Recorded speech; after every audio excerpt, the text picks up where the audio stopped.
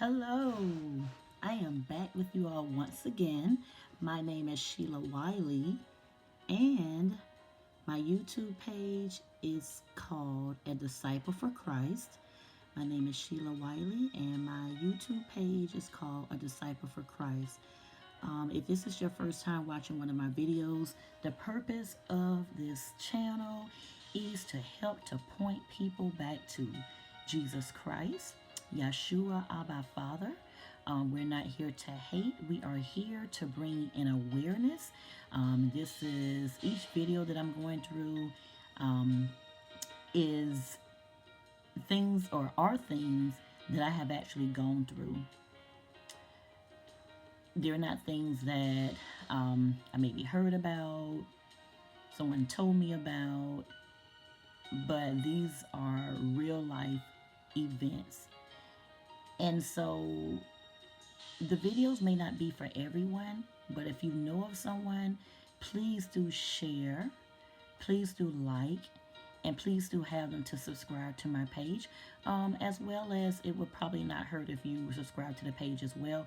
I would greatly appreciate it. I would also greatly appreciate if you put comments in. That would help me to make sure that I'm helping my audience to remain engaged. And please do so. If you have any questions, feel free to put them in the comment box. So today we are going to be talking about narcissistic abuse. So whenever you deal with a narcissist, right, there are different phases that you're going to go through when you're dealing with them. Me, honestly, I did not know that I was dealing with a narcissist, that I had come face to face with a narcissist, until I one day was on YouTube, such as yourself, and I don't know, it just suddenly appeared, and I began studying up on narcissistic behavior, narcs, whatever it may be, and the situation that I just came out of. It was really that, and I'm like, oh my gosh, I never really knew there was such a thing. So tonight we want to talk about the narcissistic abuse, the first phase, which is called love bombing. So the first thing I would like to answer is, you may be saying, what is a narcissist? So basically, I have two standpoints. From a clinical, psycho, or sociopath viewpoint, a narcissist is a person who is overly self-involved and often vain and selfish. A narcissist struggles to forgive. They seek vengeance. Mostly, you found this particular disorder in men, okay? So they struggle to forgive, they seek vengeance, they cannot love, they cannot apologize, or they will not apologize. They are chronic liars, they are delusional, they are lousy storytellers, they play a lot of games, their brain never develops past a sixth grader's brain, they cheat. They are chronic manipulators. They always place blame on others. They are bipolar. They go from 0 to 100. In other words, they go from overbearingly nice to rage, to like an overbearing amount of rage. They are usually predators or murderers. They lack empathy. I'm quite sure that there is a lot more to what you may consider a narcissist, but these are some of all of the characteristics that I saw when dealing with the narcissist whom I met. Okay, so there's also something called NPD, which is a narcissistic personality disorder. So this disorder allows that person to feel a sense of importance. This disorder is mostly found in men, once again.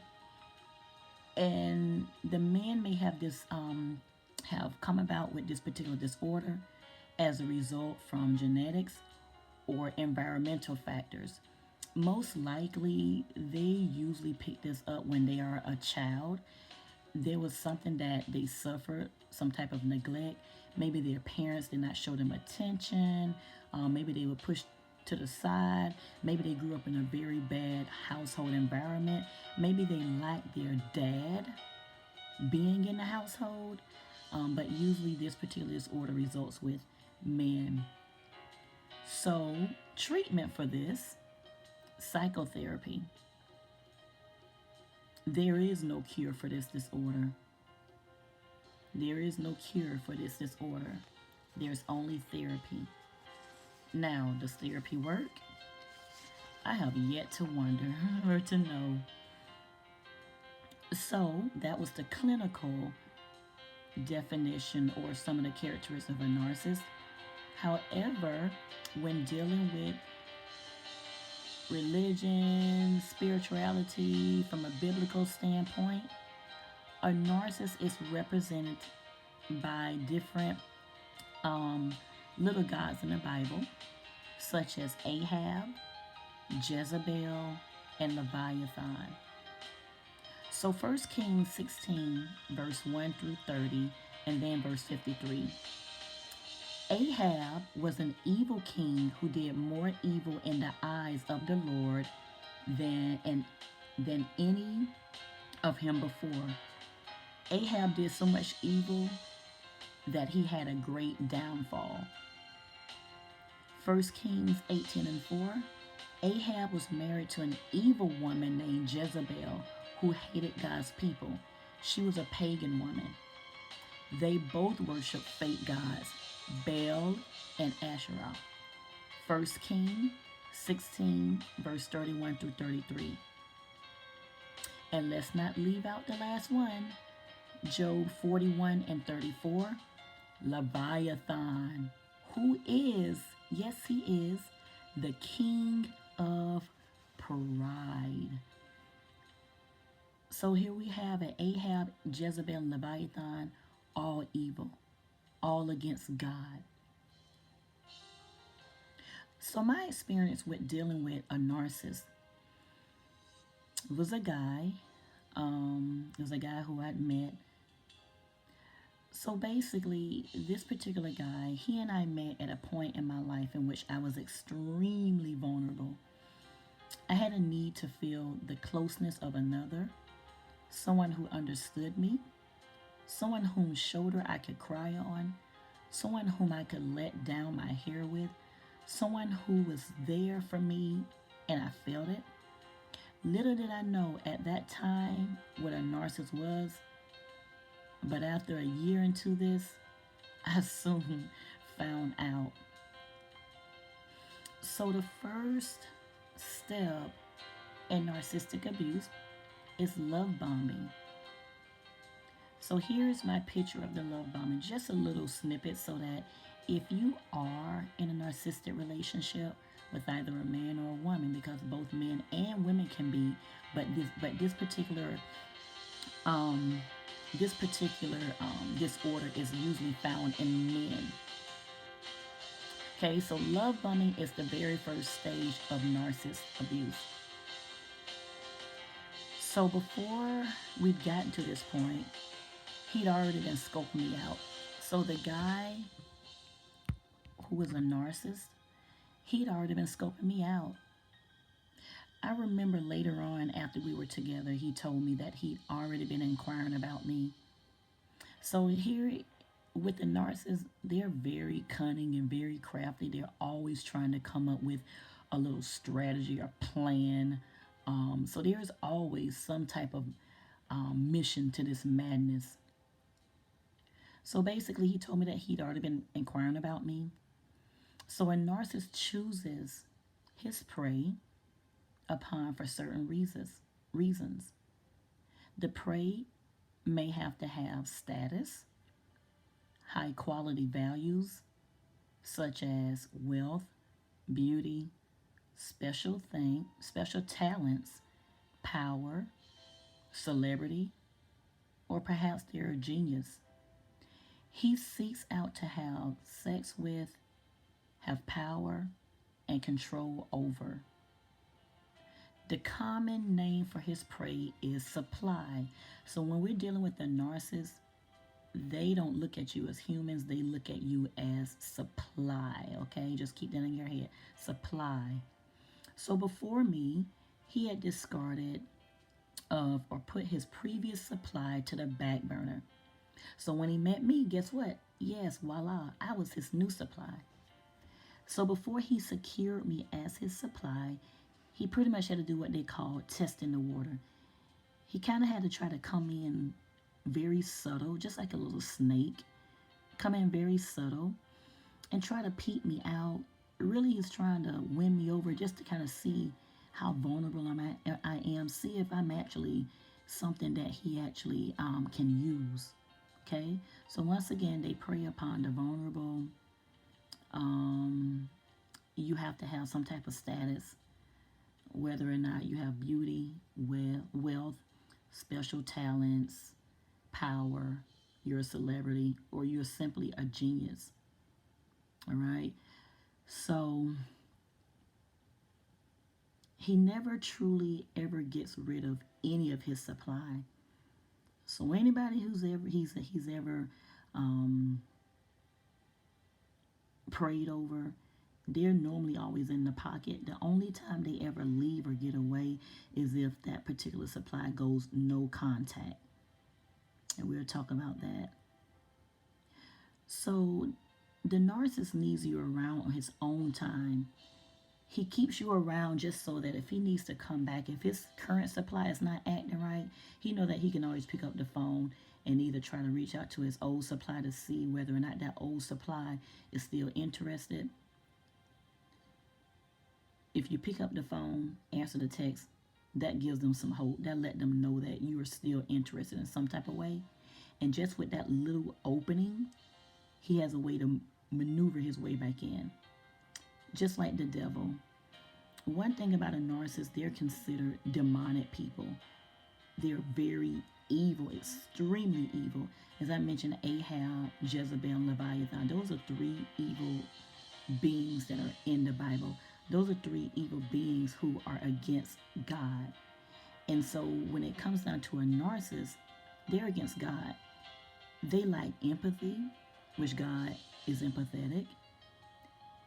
They lack any type of quality of like good moral standards. I mean, they're truly, as I was listening to some of the YouTubes or some of the different studies on narcissism, they basically states that narcissists are demons. They're like demons on earth. So a narcissist never gets rid of their supply. He needs you around in his own time. Remember, he is empty and depressed with his own life. Therefore, he lives his life through his prey. So he's going to always need supply. So guess what, girl, boy, man, woman? You are not the first. And trust me, you will never be the last. They, and as a matter of fact, they sometimes, I mean, they always cheat, cheat, cheat. They're going to have two and three at one time. They're going to be rolling you around, going back and forth. Now, you may be the main supply, but he's going to always have him some backup supply. So never think that you will ever marry him. And if you do, that's still for his own benefit. He's still going to be cheating on you. If you ever say that you're the girlfriend or boyfriend, guess what? You're never the only one. He's going to always be cheating on you. Everything is there to benefit him. So he's never satisfied. They will always need new supply to counter their low self-esteem. They will always need new supply to counter their low self-esteem. A narcissist is like a chameleon. He will become whomever you need him to become. He has a false sense of his own self. He does not know who he is. So remember, he has to live his life through somebody else. That's how he gets his joy. That's how he gets his peace. That's how he feels good. It's like he's a high.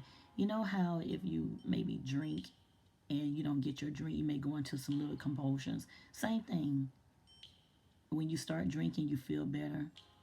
Same thing with a narcissist. When they are lacking supply, a low on supply, they have to find new supply because it pretty much builds back up their tank.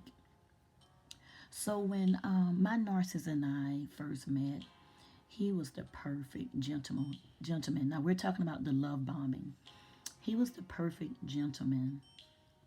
He displayed a sense of admiration for me. He worshiped the ground that I walked on. He told me that he wished that he could carry me around in his pocket. That was how much he wanted to be with me. We FaceTime and talk all the time. I really do not remember much of what we discussed in our conversations, but I do know that I was happy. We laughed and joked a lot. He was really filling the void that I needed filled. I remember during the day at work, I would get random text messages from him with either a love note or a love song stating how much he felt for me. I remember once he sang me a song.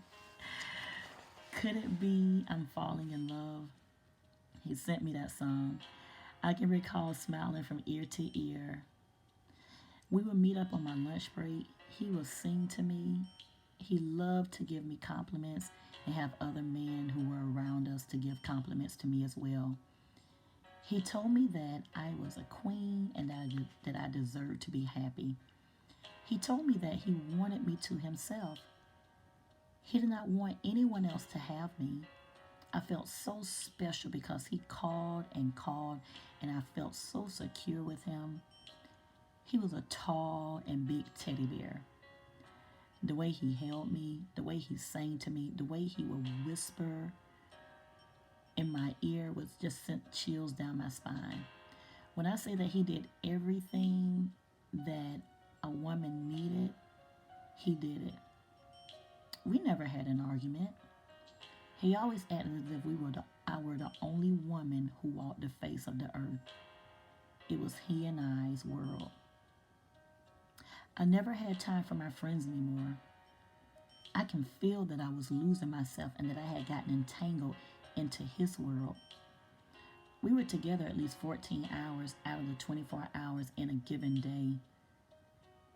If we were not together or when we were not together, it was only when he was doing his activity or sleeping. But from sun up to sundown, it was he and I felt like he was my perfect match. He made my heart skip a beat. Now, one thing that he told me, which was a red flag, and I ignored it.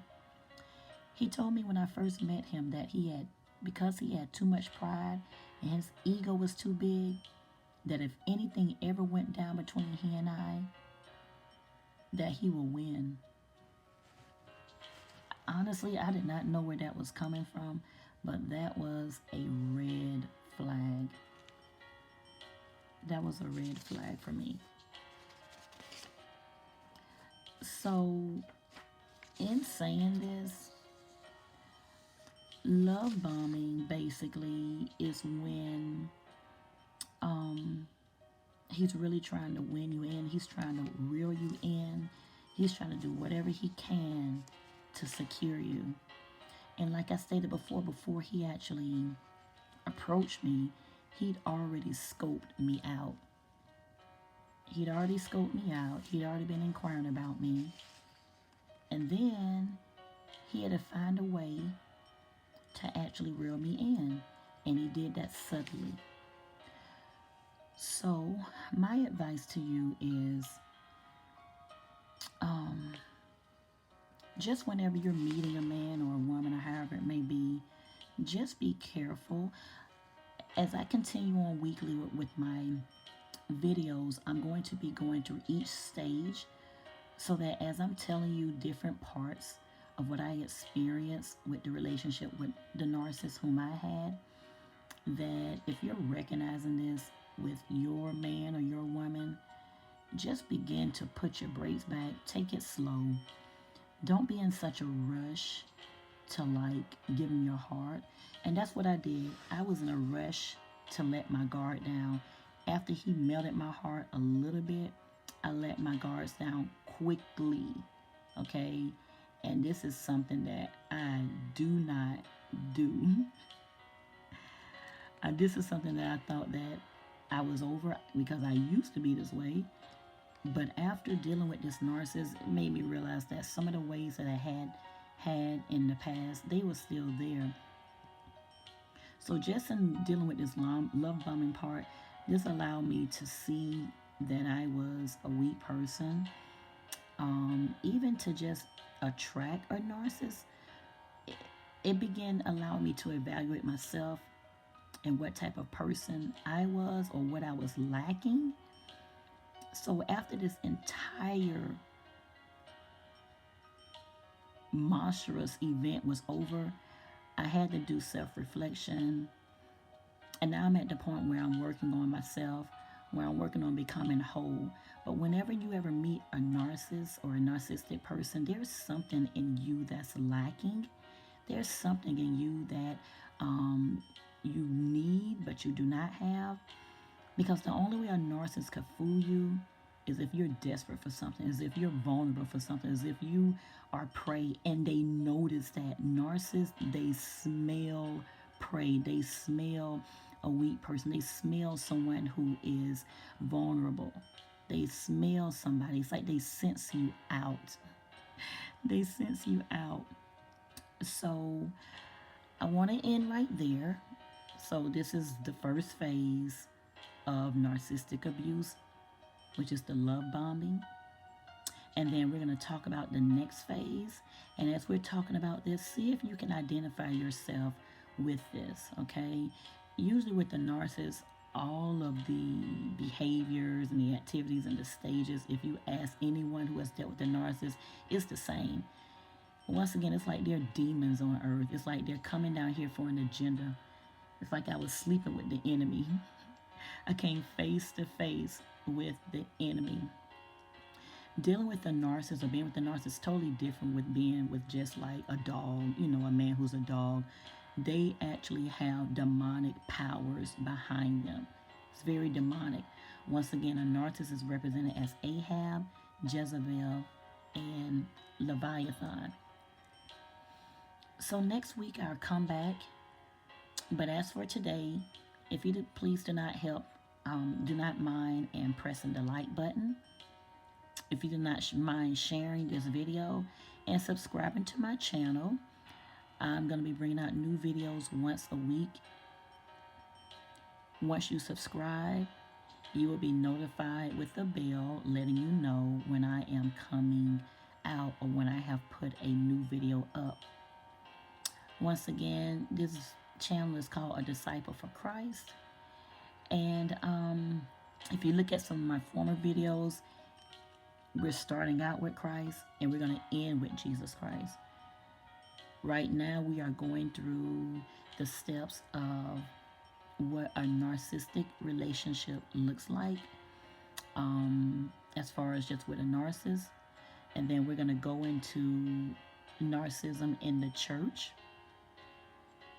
A lot of leaders or pastors are narcissists. We're going to go into that next. And in doing so, we're going to be pointing people back to Christ. Narcissists come into your life to steal, to kill, and to destroy. But I'm here to tell you today, there is life after being with a narcissist, if you allow it.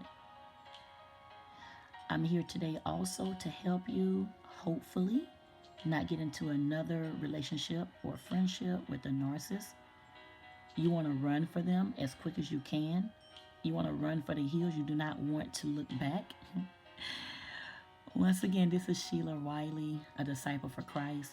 Please like my video, share the video, and subscribe to my channel.